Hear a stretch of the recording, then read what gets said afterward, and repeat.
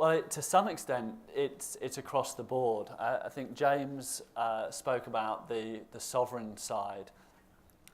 If we kind of almost take them in a logical order, the bank side next, it can come through various ways. So it can come through the treasury portfolio. So something like the German banks with very large treasury portfolios, if we were to see a repricing of sovereign bonds, then that would come through there, and it kind of so the traditional sovereign bank doom loop. It can come through asset quality, so clearly floating rate loans, debt burdens go up, but even in markets with fixed rate loans, there's always then increased pressure on underwriting and origination. You know, people want to be able to originate more. So we can see it through those channels.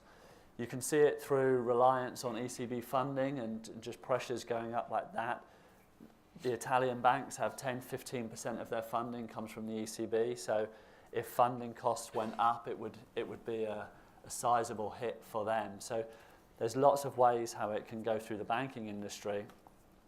On the corporate side, it's really, you know, our kind of ratings are a good indicator of the vulnerability of that. You know, the lower ratings of the, you know, the leveraged finance area, so the single B credits, we would see vulnerability there. There's been a lot of research on the US leveraged loan industry saying that spreads could rise 300 basis points on US high yield.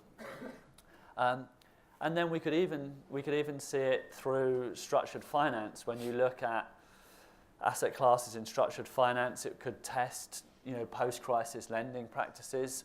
So we may see some pressure on the consumer-orientated assets. We may also see pressure on the structured finance vehicles that are more dependent on refinancing. So CMBS is a classic, but CLOs again. So I think going back to what Brian was saying about the probability of something happening versus the potential impact, when we look at a QE unwind scenario, there are far more ways how that can come through our portfolio and impact our ratings.